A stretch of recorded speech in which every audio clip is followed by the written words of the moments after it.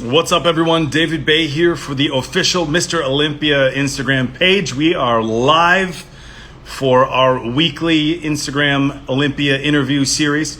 We are going to be having Chris Bumstead, your classic physique Olympia champion from 2019, joining us in just a little bit. He's going to be jumping on here in a few minutes. We got people requesting to join the live videos already. We're gonna have to unfortunately pass on that for now, guys. Bumstead's gonna be joining us in just a few minutes. Tonight's Instagram Live brought to you by Trifecta. If you guys haven't had a chance to check them out, head over to trifectanutrition.com. Who is Trifecta for? For everybody. They are the #1 organic meal delivery service. Whether you're just looking to eat cleaner, a few meals a day, or you want your entire meal prep from A to Z taken care of, Trifecta's got you covered. If you do vegetarian, vegan, keto, paleo, or again, just looking to clean things up, Trifecta's got something literally for everybody. So you guys have seen top names like Jake Cutler, Janet Lew, Cass Martin, Robin Danielin Bailey, Kai Green. Trifecta is taking care of so many of the industry's top athletes, but again, that's not just who they are for. In fact, again, they are for everybody. Who do we got joining in? We got Prince Omar, Say Hement, Protein World, Garia Band, Jorge Rodriguez. What's going on, guys? Once again, Chris Bumstead is going to be joining us here in just a few minutes. India in the house. Adrian Eduas, Charlie Yancey, give Rami a special invite. It's going to be interesting to see the way things play out with Rami over this weekend and next weekend with the way the point system works out. You guys have seen Rami is out of the Spain Pro coming up this weekend, the NBC Europe show, because of COVID-19. So we wish him a speedy recovery. You guys know that the Olympia being held the 18th and 19th of December in Las Vegas at the Planet Hollywood. After being at the Orleans Arena for 15 years, the Olympia is back where it belongs on the Strip at the Planet Hollywood. So there's going to be we're going to be having the Amateur Olympia Tuesday and Wednesday, the 15th and 16th. Now, that's going to be taking place at the Chris Angel Theater inside Planet Hollywood. This theater is absolutely amazing. So the best amateurs in the world are going to have their chance to compete for a pro card the same weekend as the biggest. Where's C-Bum? Well, I'm certainly not C-Bum. He's going to be joining us here in just a few minutes. We got Mauro, Mohammed, Ayub Fit. Again, Chris is going to be jumping on here in just a few minutes. Nick, Strength and Power. What's going on, Nick? Your biggest I don't even know how to introduce Nick. Your #1 YouTube show, informer of all things bodybuilding and fitness, promoter of the Strict Challenge, Nick himself. Nick, they should call the Strict Challenge at the Arnold the Strict Curl Challenge, the Nick Miller Strict Curl Challenge. He's been pushing that pretty hard. So once again, tonight's video brought to you by Trifecta Nutrition, the title sponsor of this year's Mr. Olympia. And we are gonna, let's take a look here. Just gonna bring Chris on here in just a moment.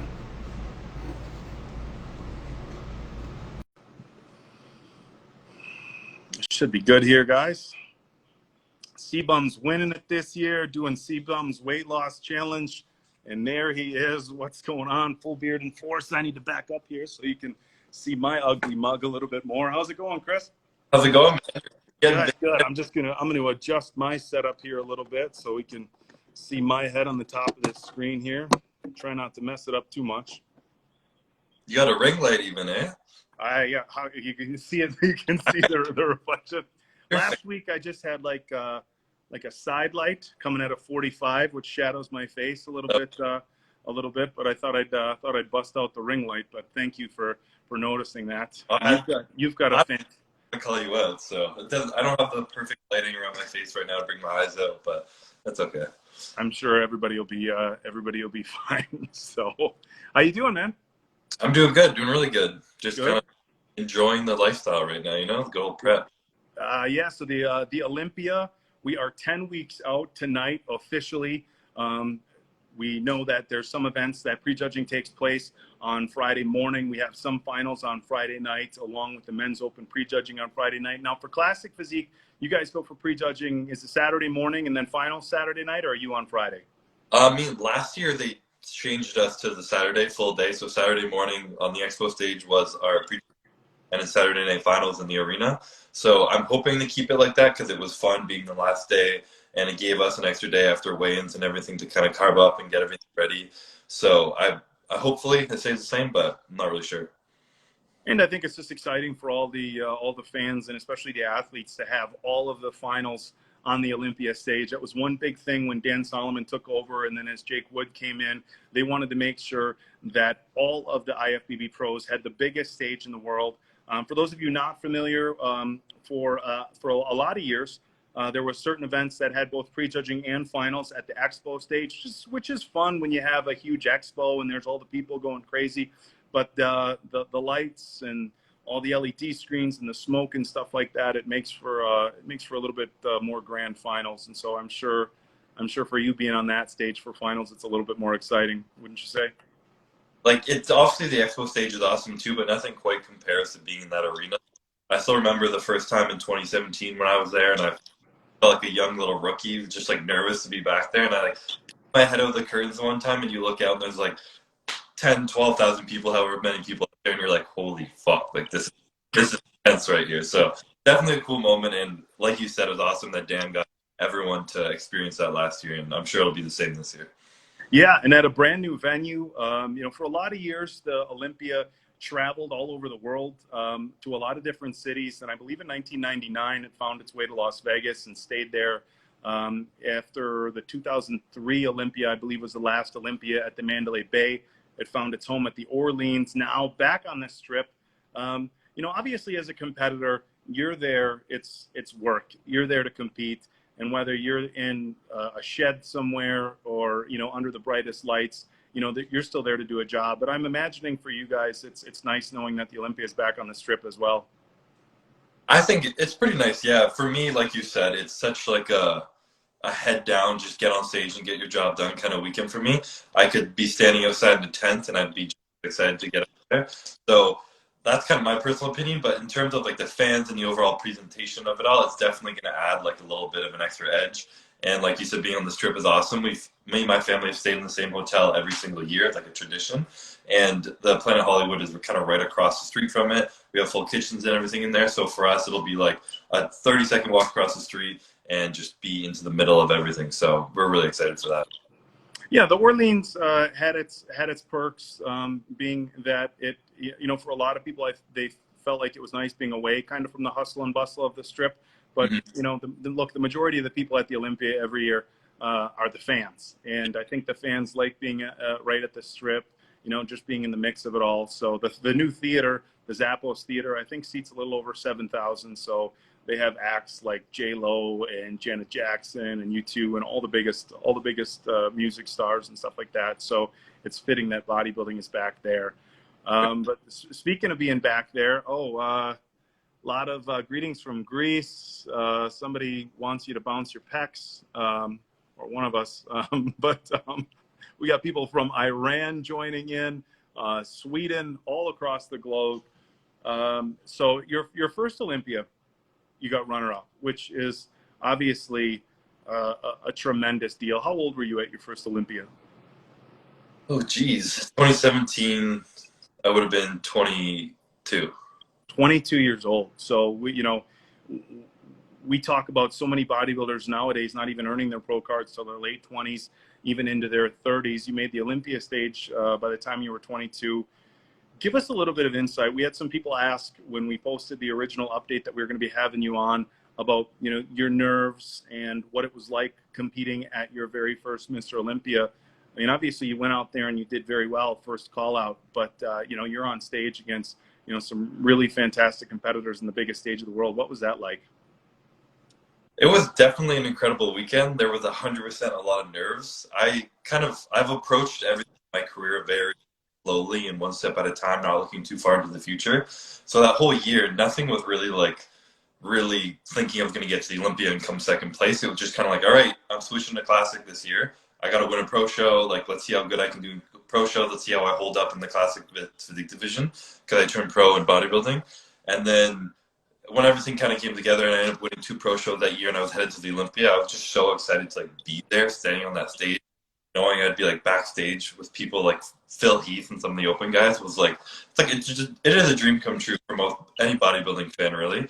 So that was an amazing experience, and like I said, there I have a lot of memories from that weekend that I'll never forget. Such as when I said I peered through the curtains and saw everybody kind of standing there, and it was such a mixed emotion of excitement and nerves. And I've gotten a lot better. I've always had a little bit of stage fright, a little bit of nerves, something I care deeply about. It's like a lot of pressure on it, but it's faded away. But I still get that feeling every time I step out there. Kind of like it's something I look forward to now. That little bit of nerves coming up. It reminds me of 2017, how I feel personally, mentally come a lot further since then.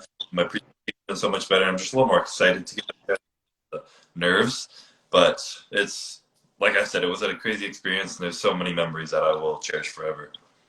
So you're at your first Olympia. They go through prejudging. Everybody has their individual free posing, and you're standing there, waiting in the wings, and you get your name called for the first call out. What was that feeling? Because obviously I've never been to Mr. Olympia, but I've done my fair share of competitions. Some not so good. Some first call out dead center. And when you're at the bigger shows and they call your name for that first call out, it's an amazing feeling. Take us through that first call out at your first Olympia. Yeah, I mean, I remember, to be completely honest, being a little bit surprised. I was kind of like, holy shit. Like, I knew I could do it, but like when the moment came, I was like, holy shit, this is actually happening right now. And I definitely had a grin on my face. And I remember standing there, and my whole family was attending the show that year. And I'm like, my family's been a huge support system for me, like throughout my entire career. So like, standing there, looking out into the crowd, I remember seeing them. My sister like screaming, hiding her face, freaking out. Ian my poses correctly and everything. And I remember like pointing at them walking off stage and everything. And it was just, like it was a really cool moment to be there and do it in front of my family as well, my biggest supporters. So it was.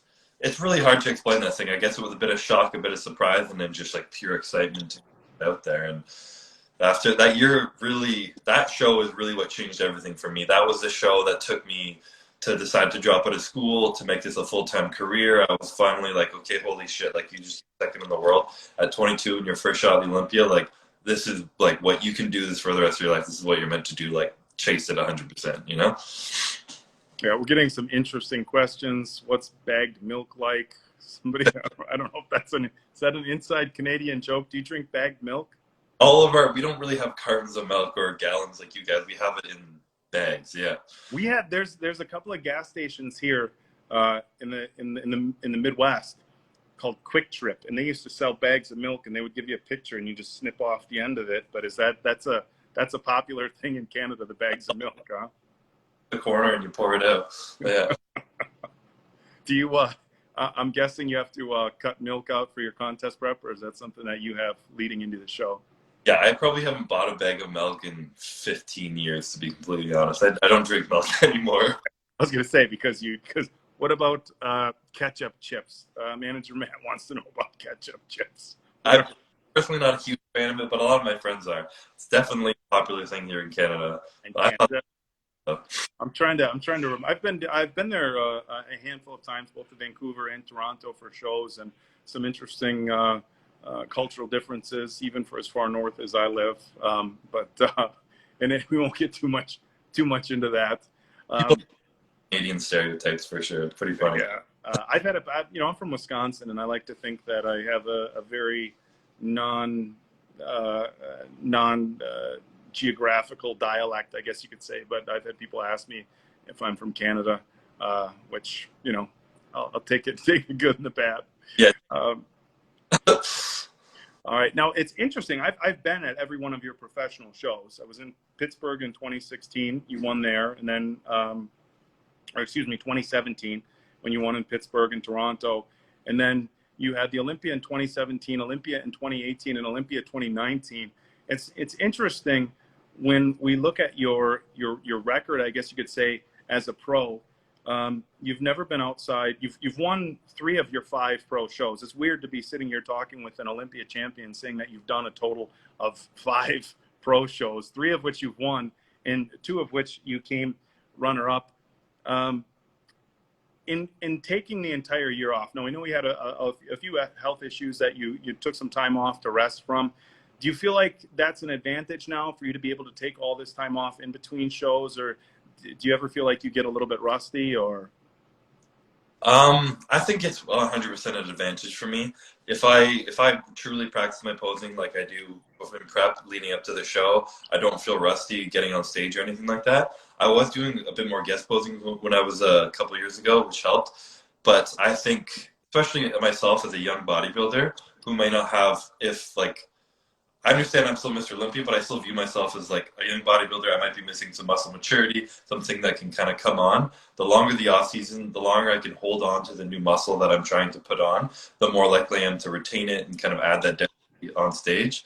So for me, I think for any bodybuilder, really having a truly good off season, first of all, a good break after to give your body a bit of a break, and then kind of come back a good off season, coast through it a bit, push hard, and then start a long prep. For me, it's like the most ideal situation ever, competing once a year. How long is a prep generally for you? I mean, are you talking 12, 16 weeks? What does a prep look like for you? They definitely vary from year to year. This year I started at 14 weeks out, so 4 weeks ago now, I guess. And usually they hang out around that 16 to 12 weeks out on average. Okay, so you're not somebody who does it in 6, but you don't do it in 20 either, is what you're saying.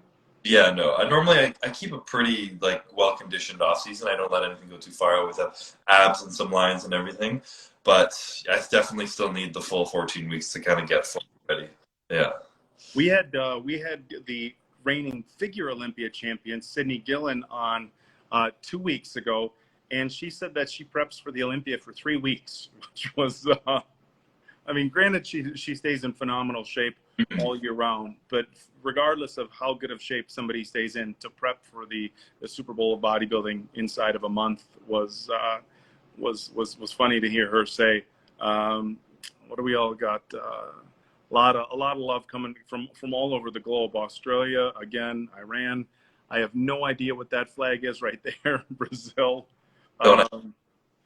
How somebody's asking, how is the high fish diet, and are you sick of it yet? Now, when they're saying high fish, do you know specifically what they're referencing? High fish versus?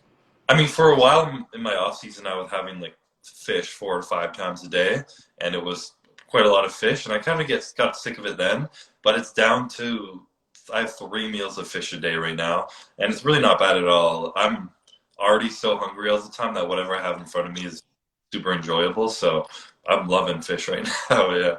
Is there a particular reason why you were consuming so much fish as opposed to chicken and beef and turkey and other sources of protein?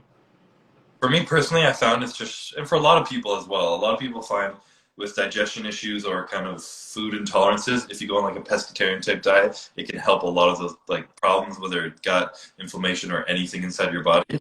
It's a very common thing to help, and myself as well. The more kind of fish I eat, if I'm not eating chicken 6 times a day, I find it kind of keeps my digestive tract a little more at ease and create just kind of less internal stress in my body, which is like a huge thing we were trying to focus on.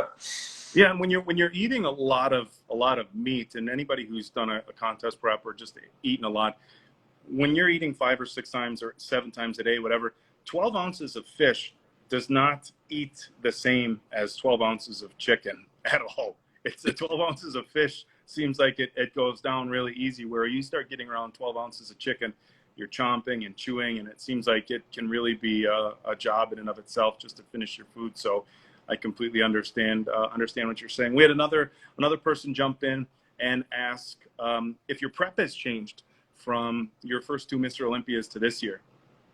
Um, it has a little bit, I guess. Every year it kind of changes. I've had a couple of interesting preps. Like 2017 was honestly a pretty relaxed prep. My body was young and healthy, and everything was just fine. I just like dieted as anyone else would, chicken and rice and egg whites and all that shit. And in 2018 was the year I got sick. So that was a year where I was retaining a lot of water, and we weren't even really sure what I looked like under all that water. So I wasn't really eating anything. My calories were extremely low, and I was like a zombie. And then flash forward to 2019, it was a little bit like that. My body still wasn't responding as well as I would have hoped. I had a surgery right before getting into prep, and my metabolism and my body wasn't quite used to high amounts of food. So by the end of prep, I was down to like probably 1,400 calories and was just like starving myself for 4 to 5 weeks just so I could make weight. And then this year, right now I'm eating more food than I've ever eaten at 10 weeks out, and my body's dropping weight. I'm getting leaner, and I feel really good. So I feel like it's all due to my good off season I had. I was up to one of my heaviest weights I've ever been to, eating the most food I've ever eaten. My body was using it all super well. So this year, hopefully, that all pays off longer in the prep, and I don't have to suffer quite as hard for the last 5 to 6 weeks. But What did you get up to as far as body weight this off season? the highest I was just over 260, 261 in the morning. Now, what do you have to get down to make weight for your height for classic physique? My height, depending on how they height me in on that day, I'm usually 6'1.5", 6'7", 8", but it's 230 pounds. Okay, so you have to. I mean, 30-pound weight loss. Well, I suppose 30 pounds when you're in pretty good shape is a lot. I think Mhm. for most bodybuilders, 30 pounds I would say is ballpark around average. But when you've already got abs and stuff like that, 30 can be a lot. Do you struggle to make weight? Is it coming down to the last few weeks, or do you usually have a pretty easy time getting down to your 230 goal?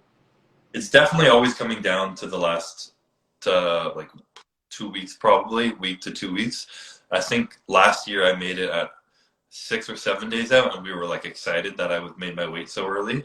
So it's definitely a battle, but I wouldn't really say it's much more of a battle than anyone else getting absolutely peeled. I'm not someone who gets shredded like really easily. I definitely have to do my fair share of cardio and low calories to get there. So, and I'm not alone in that boat. If you want to get shredded, some people have to push it harder than others. So I wouldn't say it's like I'm not sitting in saunas or running around in garbage bags. I'll say that much. But I put myself in the diet so that I'm ready at least a week before, so I don't have to sit in a sauna or anything like that.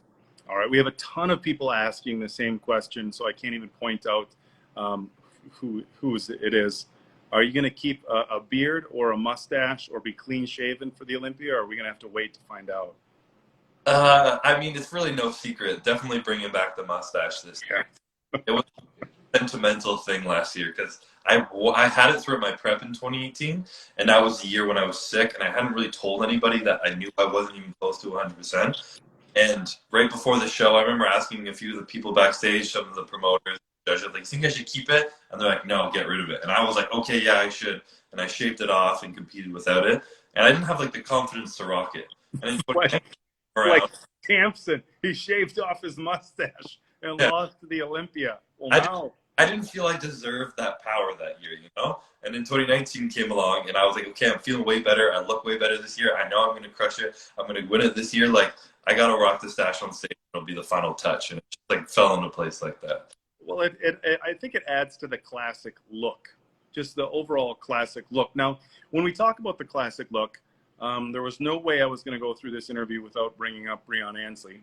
One of the discussions that is had commonly, fans, judges, media people, is that obviously you and Breon have two very different looks. In the same division, classic physique, there's one set of guidelines essentially for what the judges are looking for, but two very different looks. And of the two looks, yours is considered to be the more old school or the more classic. Talk to us a little bit about, not so much the mustache anymore, but just the differences in your physique versus Breon. I mean, do you look at him and his strengths and weaknesses and try to adjust what you're doing based upon what you know he's going to bring? No, not at all. I'm not one to look at other people and plan my game around that. I don't think it's a fight on stage. I don't think it's like a NBA Finals game or anything like that. It's not really like what I'm gonna do to bring up that. It's just I know what I need to bring to be complete on stage and be the best bodybuilder out there. And I've known that since the last 4 years. I know what my points are. They're slowly getting better. I'm slowly getting away at them. But no matter who I'm going up against, those aren't my weak points aren't going to change, and I'm not going to change the approach to what I'm trying to. Now, you and Breon are both known very much as being class acts in this industry. Both have very strong reputations, but there is a pretty heated rivalry going on. Generally, how do you feel about that? Do you find it entertaining? Does it push you? Do you ever find it kind of irking you? What do you think about this kind of back and forth battle that's playing its way up to the Olympia? I mean, personally, I love it. I have a lot of fun with it. I think I think I enjoy it because I understand that like if any pressure or any stress that I feel only ever comes from myself in all aspects of my life, like my responsibility is fully in myself. So like I don't really feel any stress or pressure coming from like outside of people, no matter what they say. And I'm extremely grateful for that. I still feel pressure and stuff in myself, but it usually me more than anyone else. And I'm not 100% sure everyone else is the same as that. So if I can have fun with it and it's not going to affect me, it's going to affect them, and it's all kind of part of the game, then hell yeah, I'm definitely having fun with it. And I think it's good for sure for the sport to have rivalries like this. And I mean, Breon should be pissed. He thinks he's a better bodybuilder than me, and he lost. And I said last year in the press conference that the IFBB was waiting for someone to show up with the perfect package of classic physique to send a vision in that direction. And that's what I aim to do in 2019. That's what I continue to aim to do. And I think he should be pissed off. If I'm thinking the division's heading more in my direction, and he's a much different physique than me, and he thinks he's the best in the world. It's going to create a little tension between us, a little kind of rivalry, and just be fun with it. I'm grateful that someone like Breon, like you said, he's still a class act, and he's an absolutely bodybuilder. He's a freak, and he's 10 weeks out now, and he's always shredded. He's always in shape.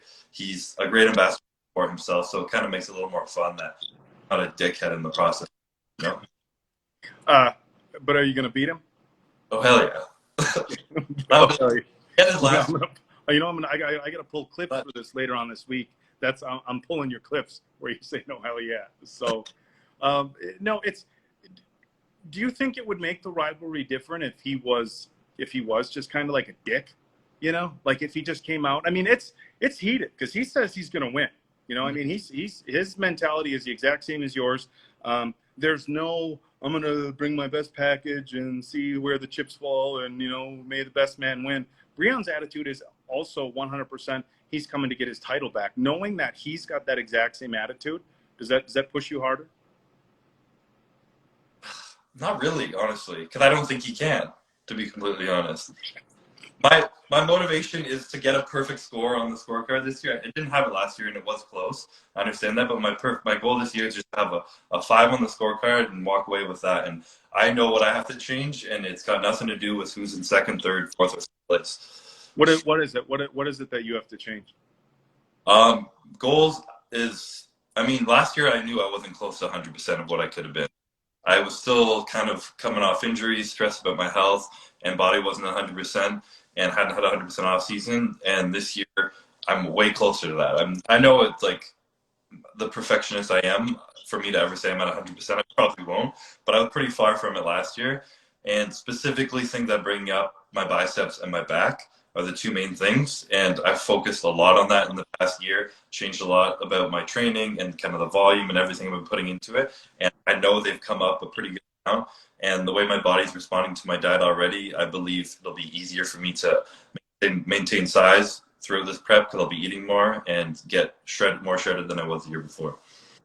You know, now competing in classic physique had to be a bit of a change for you from a training, I guess, concept or goal standpoint. And what I mean by that is, as bodybuilders, and you started off as a bodybuilder, you turned pro as a bodybuilder, there's always this mindset of bigger, bigger, bigger, you know, and the goal while maintaining quality is always to lift, to build muscle and continue to build upon that.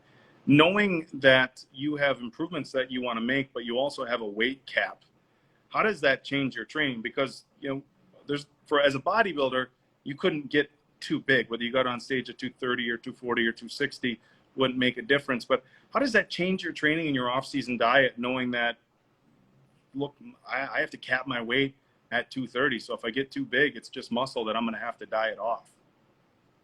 I mean, to be completely honest, I haven't really changed my training at all. There might be some other aspects that I train, but I personally love going to the gym and just murder a body part. And that's how I will love to train no matter what. If I end up getting too big, then that's going to suck. But I think me being young and the amount of, I take months off after an Olympia, and my body comes down and I lose quite a bit of muscle. So I have to come back from that afterwards. And then when I start building on growing, such as my back and my biceps, I'll have, let's say, an 8-day training split, and I'll train everything else once in those 8 days. And my back, my biceps, or my arms, we train twice in that, so that's my priority. And I'm also still of the mindset where last year I weighed in at 229, But after a night or two, I woke up in the morning and I was like 227, and I feel like I still had a little bit of like water and a little bit of fat on me I could have lost. So in my head, I feel like I could have weighed 224 to 225 if I had sucked down harder. So that's 5 pounds of muscle I have to put on. And 5 pounds of muscle on a physique that's already 230 pounds is pretty hard to put on in a year. You got to bust that. So I'm still busting my ass. I was still as hard as I could, eating a lot of food and just pushing myself, just trying to put it on in the right spots, really. And also, as far as competition, you have obviously a lot of really good classic physique competitors. You have guys, I don't know if Arash Bar is going to be on stage this year. You have Steve, not Laurinaitis. I want to say Laurinaitis, like Steve Laureus, not Laurinaitis, like the football player. Steve Laureus, fellow Campanero, Terrence Ruffin, a lot of really tough classic physique competitors. So obviously, there's a lot of people other than Breon who are looking to dethrone you. But we had a new name thrown in the hat this year for classic physique, Mr. Olympia, after a win in New York, Logan Franklin. And I think people went a little overboard with their reactions to Logan bringing up your name.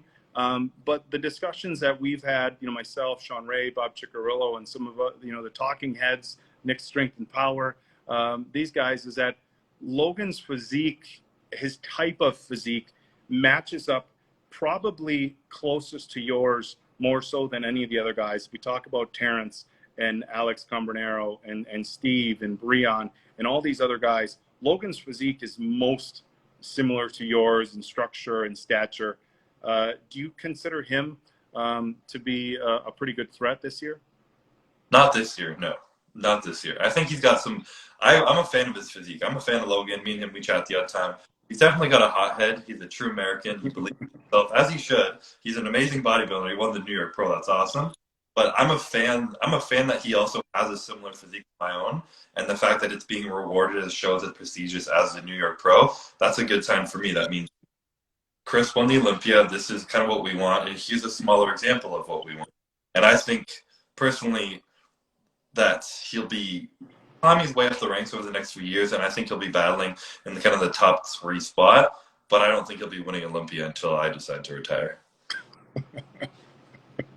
I'm sure Logan would have other words, but it's it's an interesting thing to look at it from an analyst standpoint, looking at what that first call out is going to look like, because you do have a bit of a unique structure. I guess right now, if I had to compare somebody who's up in the the upper echelon of the classic physique competitors when it comes to the Olympia, obviously Arash's legs aren't where yours are at, but as far as physique wise, and I know it's not an apples to apples comparison, I'm thinking he would be the closest. Terrence is a little bit shorter. Terrence just looks like a statue. He's essentially perfect, just on a smaller stature. Breon, more muscle. But again, there isn't really anybody. Is there anybody even on that stage right now before Logan that has a physique like yours? I mean, I like to think not. No, I wouldn't say so, but I'm sure more and more will start to come up as, like I said, like people kind of see what classic physique is all about. When they feel they have a physique maybe similar to mine, they'll think, oh wait, I should start pushing it harder, and I can kind of get up there myself. But right now, no, and that's honestly one of the things that I personally love so much with the classic division. And as much as I believe in myself, it creates that fun excitement on stage with the Breon fans versus CBum fans and everything. There's it's what's that word? It's up to your discretion of what classic means. It's your own opinion. So if someone's opinion is like a little bit less focused on classic, a little more on bodybuilding, they're gonna want Breon to win. And if they're a little more like true classic and then like taller stature, smaller, and all that, they're gonna want me to win. And it creates that like excitement between the fans. Who's gonna win? Who's gonna come up this year? Someone can come out of nowhere. It makes it a much more fun division. I find it's just like whereas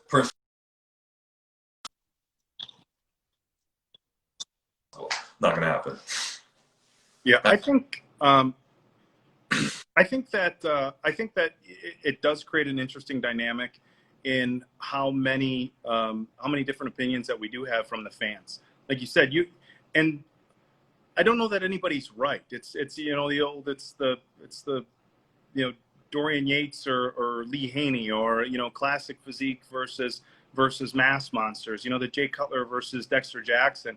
And when you start analyzing the physiques and who's got strengths and who's got weaknesses, I don't know that anybody's really right. And it comes down to, at the end of the day, I think a look, which seems like it might be very subjective. And obviously for classic physique, it is. But I think it creates I think it creates a good storyline for the fans and for the industry as a whole when you have guys. Because if everybody looked the same, you know, then it kind of dulls that down. But so no, I think always Dorian. Somebody said always Dorian Yates. Always. What's the question? The answer is always Dorius Yates. Somebody said that Jesus is coming. I don't know if that is a suggestion that you should grow your hair out and do like a beard and look like a classic. You could pull off a classic physique Jesus. That would be pretty interesting. So, More important than that Jesus look. what's that? I think the mustache is more important to come back than that. Yeah. Well, yeah. The mustache is a pretty. It's the mustache definitely has the classic look to it. So, let's see what sort of questions that we have coming in. A lot of them. Sebum is the GOAT. Somebody saying somebody else is going to win in 2021, which I'm sure I already know what the answer is. Where can you get the Olympia hat from? Oh, the Olympia merchandise website. God, just you can Google it. Great guy. Chris is cheering for you. Chris is number one. People like the physique updates. Here's an interesting. So somebody said the physique updates are amazing. Right now we have a couple of the top guys who, you know, most notably Phil Heath, you know, coming back, who doesn't really like doing physique updates. He kind of keeps covered up. And on the flip side of that, you have Brandon Curry and a couple of guys who are giving us constant physique updates. So far at 10 weeks out, you've been pretty open about giving physique updates on a regular basis. Is that something that fans can expect all the way up to the show? Or is at some point, are you going to kind of say, okay, this is it, I'm staying covered up until we get on stage? It kind of depends on how I'm feeling. I feel like if I start to look like extra freaky and I start to shock myself with how good I look, I might be like, okay, let's kind of scare people on stage and like start posting some old pictures. And like when things come, it'll be crazy. But personally, I mean, part of this, what we do is for the fans. It's building excitement so people can follow the journey, so like they can feel like they're a part of it and they're getting on stage with us. So I'm a big, and this is probably me being part of the younger generation as well. I'm a big fan of sharing as much of the process as I can with my supporters and everyone who kind of believes in me, because like that's what they want as well. They want to see me, they want to support me and kind of help me along the way. So if I can give them as much information, show them as much as I can, I like YouTube, show kind of my diet, my training, and everything I'm doing. And then by the time I get to the stage point, it's almost like they've been along that journey with me, and it makes them that much more excited to watch the show and kind of get to it and be like, well, I saw Breon's video, he trained like this. I saw Chris, he trained like this. Like, let's see how the culmination on stage is. And I think it just, personally, it adds to the excitement of watching the show on the end game. Yeah, and it's certainly, like you said, it's always a treat for the fans. Granted, there's a lot of anticipation that's built when, you know, when somebody comes out to prejudging and you haven't seen them in 12 weeks, and it's this, oh, they look great. But there's also the flip side of that. Sometimes guys will stay covered up and they come out and they're not quite what you would expect. And it's like, this is what we waited for. Like, come on. Not that we expect anything less than your best. Somebody had asked on the Instagram post that we made earlier this week, how you stay focused, like during your diet, like what gets you up, what gets you going, what keeps that motivation going each day. That's an interesting question, and I always get asked this. And like, there's that age-old answer that like motivation is bullshit, and it's kind of just like how bad you want something and how much discipline you have to do it. If I think of one day skipping cardio or cheating on a meal or having a shitty workout and something, and in the end result not being what I envisioned it and not being what I want it to be, and the regret and shame and stupidity I would feel from that, it's just not worth it in my opinion. I know how bad I want to win the Olympia. I know how fucking hard it would be to beat the other 20 or so guys on stage, and it's going to take me getting up every day 100%.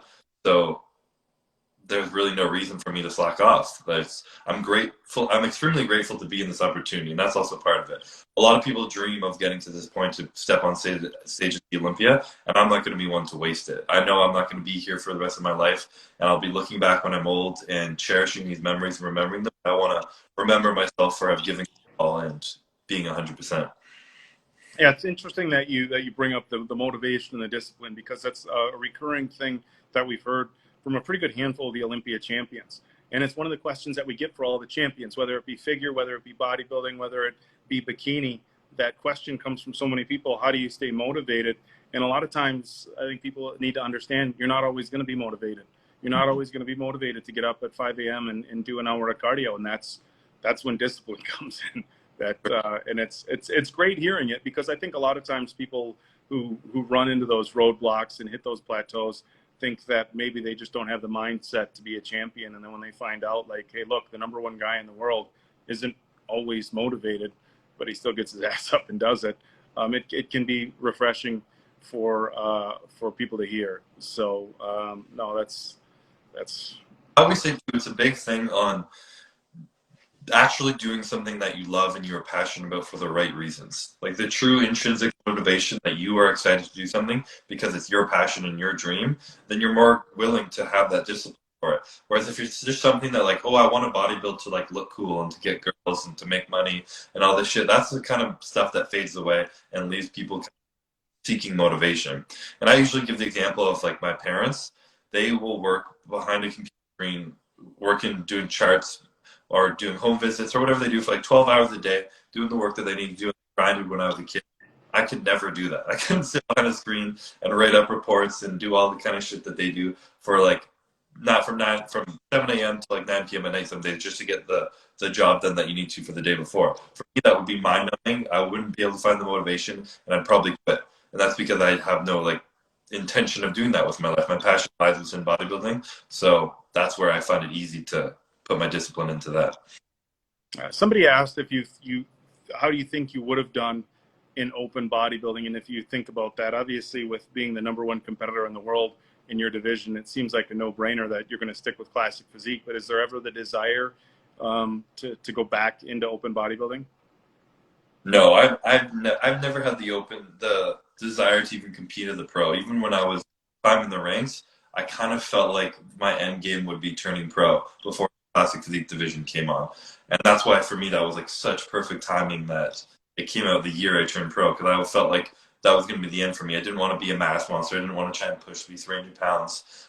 Me being a taller guy, I would have had to have been like 300 or so pounds in my off season and come down to be a heavy athlete on stage. And it really wasn't my dream. I've definitely, of course, thought about what my physique would look like with an extra 30 to 40 pounds. And I like to think I might be kind of like a similar to like a Dennis Wolf or something like that. Like tall frame, high lats. And it would be cool to see. There's like a computer program that could generate that. That'd be awesome. I'm sure. I'm sure somebody could put together a. You know what we'll do? We'll just take your picture and go on one of the apps, Photoshop Fix, and just stretch this out a little bit. I'll do that for you when we're done. I'll just stretch your arms out a little bit, flare those lats and your quads out. Just make them. Somebody was asking, with Canada gyms closing, how did that affect your prep? Did you still have a gym you were able to train at with things shut down? I mean, that's kind of what we're dealing with right now, to be honest. And it's all part of prep. It's rolling with the punches, and shit's kind of shutting down in my city right now. And we're gonna have to kind of problem solve with that. Me and Ian are both prepping right now in the same city for the Olympia, so something we're gonna have to figure out.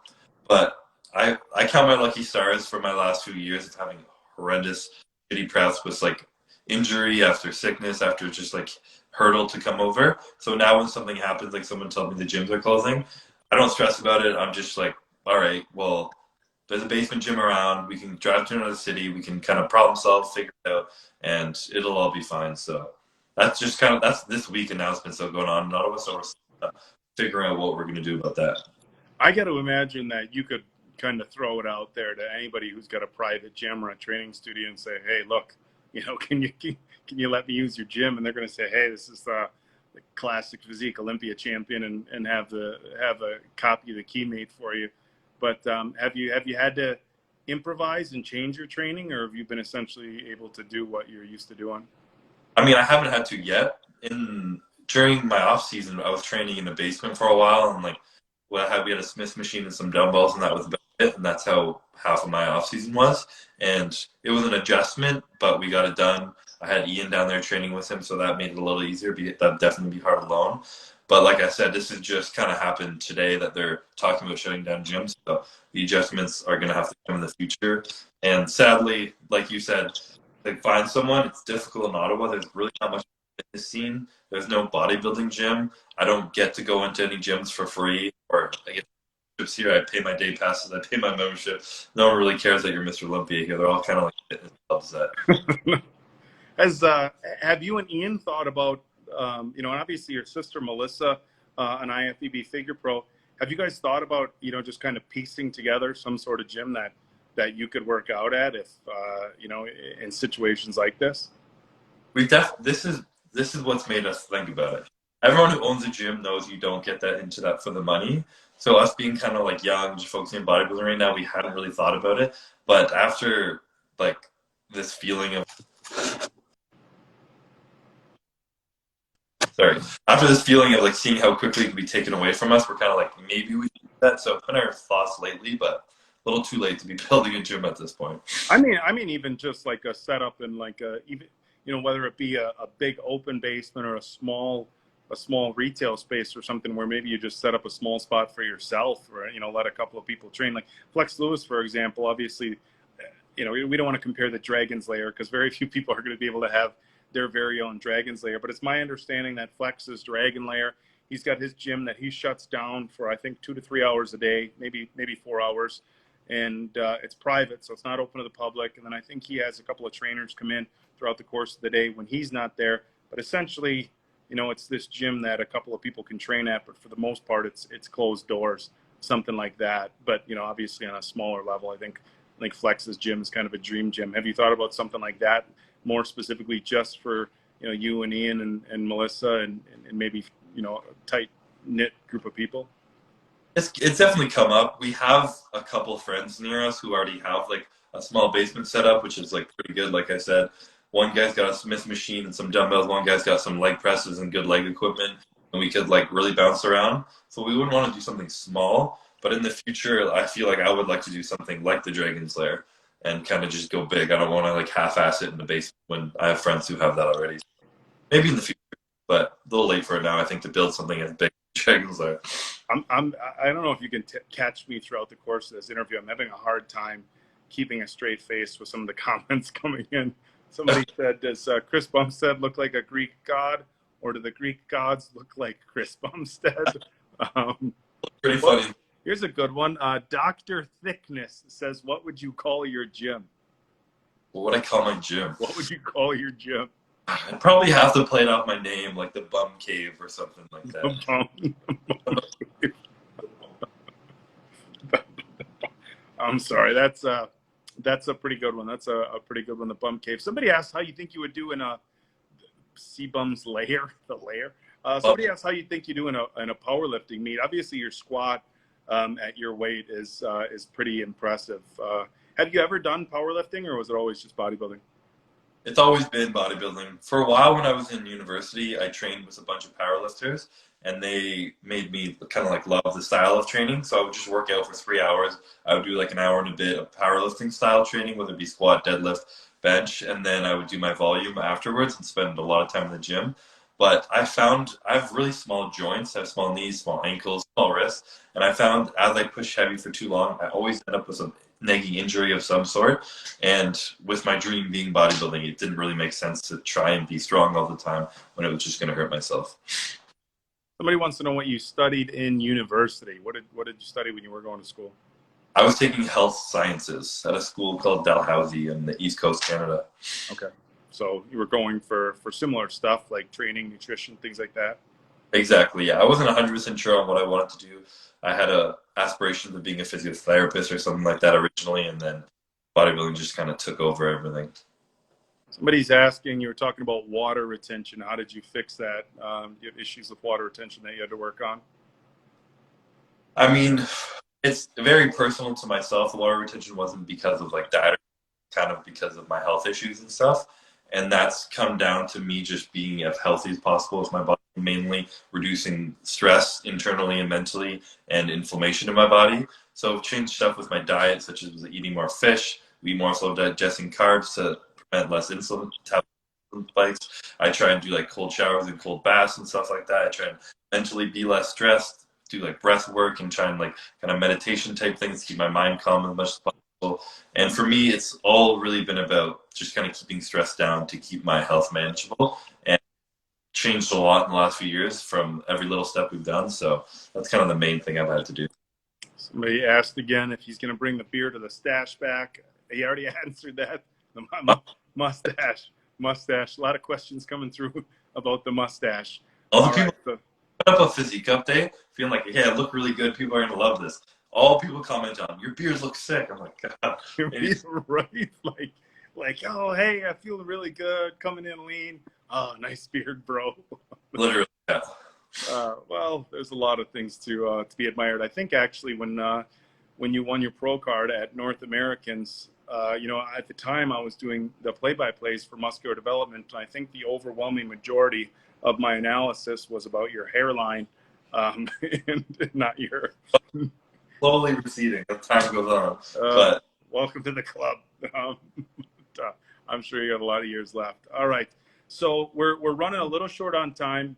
We got about 9 minutes left. So what I want to do and what I do with all my interviews, and this goes back to, years ago when I used to have my All Access show, I like getting away from questions about bodybuilding itself and just asking a few questions about you and getting to know you a little bit better completely outside of the gym.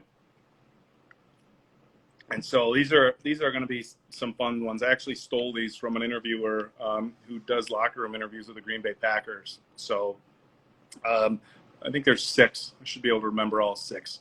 So question number 1 is, what was the first concert you ever attended?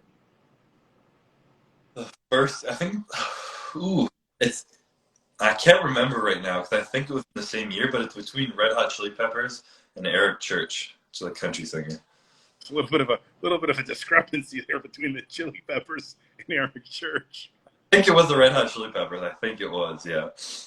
And I have to share this because we have new watchers every week, new people joining in with different athletes and different people that we have on. But I ask the same questions, and something that I think I'm going to share as long as I'm doing these questions is my favorite answer to date, and it's going to take a lot to beat it. Is when Jose Raymond was 11 years old, his brothers took him to see Madonna, and he was drinking at the concert at 11 years old. And I know you've had a chance to meet Jose, and for the people who know Jose, it sounds very much like a thing Jose would do. But Jake Cutler's first concert was Richard Marx, though, however. And as a big Richard Marx fan, I found that to be very entertaining, that he saw Richard Marx in 1991 on a date. So, all right. Question number 2. If you could have one superpower, what would it be? Probably to teleport. To teleport? Like Nightcrawler, like in the X-Men? Just poof, poof, one place to the next? What I want, yeah. I find driving places and traveling the most tedious waste of time ever. And if I have to go somewhere for work or traveling, expos, anything, I just snap my fingers and I'm in Vegas, I'm in Florida, I'm at the Arnold, whatever. That would like save me so much stress and time. That's not even like for superpower stuff. That's just to like save you time and stress. That's like the most practical like superpower. I want to teleport. Oh, that's pretty cool. So I don't have to wait in traffic. I suppose. But you're the first person. You're the first person who said teleport. So I hand people flying, some X-ray vision, invisibility. But you're definitely the first that said teleport. So There you go. Next question is your favorite non-bodybuilding athlete of all time. Tough call between Kobe Bryant and Michael Jordan, probably. Okay. A little more motivation, but just they both had a very similar mindset, I found, to the game. And I mean, it's hard not to love Michael Jordan even more after The Last Dance, which I know everybody watched. Absolutely. So amazing. And the book Relentless by Tim Grovers kind of talks a lot about Michael and a bit about Kobe as well. And both their mindsets were just absolutely relentless, as the book is called, and definitely inspired a lot by them. Yeah, they weren't just skilled and talented athletes. They were complete savages when it came to their work ethic and the amount of discipline they had putting forth towards their game. So, absolutely. All right. Next question. Who was your first celebrity crush? My first celebrity crush. I don't know if it's my first, but what pops into my mind is Olivia Wilde. Olivia Wilde. Why am I not thinking of Olivia Wilde? What's she from? I can't even think of it. She was in a movie called Cowboys and Aliens with some. I don't even remember where she's from, but she had like a big jawline, which I liked. And I don't know. Hey, Chris, who's your first celebrity crush? I don't know what movie she was in, but she had a big jawline. Well, you said first, so like I just looked back as far as I could at the first one that popped in my mind. All right, Olivia Wilde, I guess it is. Okay. Next question. If you could have dinner with one person, historical figure, not somebody that's alive today, one historical figure, who would that be? A historical figure. And so someone who's passed away? Yeah, just somebody who's no longer with us. I mean, closer to the heart because of this year is Kobe Bryant, probably. Definitely. I feel like that'd be awesome to sit down and talk to him about his mindset, his game, everything like that. Especially kind of like coming into like as a bodybuilder who just won the Olympia and with a goal to stay here for a long time. Someone who like it's difficult for people to climb. People climb to the top, but then they quickly fall quite often. The pressure gets to them, that gets to their head, they lose their motivation or discipline or whatever it may be. And I find it hard for people to climb up and stay there. So I've been focusing a lot on my mental game, almost more than the physical lately. And I would love to understand kind of what he did to keep his mind so sharp for such a long period of time at such a high level of game. All right. And the final question, who is your favorite non-bodybuilding, non-fitness industry person to follow on social media?